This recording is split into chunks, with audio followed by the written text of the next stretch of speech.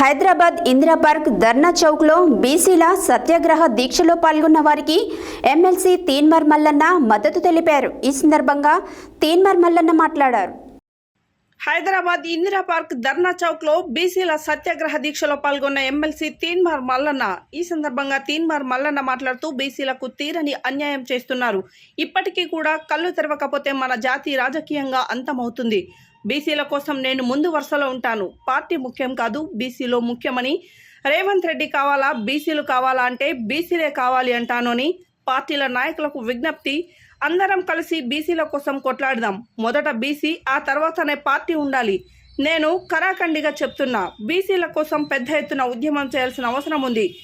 ఈ కార్యక్రమంలో రాజారాం యాదవ్, మాజీ మంత్రి శ్రీనివాస్ గౌడ్, మాజీ ఎమ్మెల్యే వినయ్ భాస్కర్, రాజ్యసభ సభ్యులు ఆర్ కృష్ణయ్య, బీసీ సంఘం అధ్యక్షులు జాజుల శ్రీనివాస్ గౌడ్, వివిధ కుల సంఘాల నాయకులు తదితరులు పాల్గొన్నారు.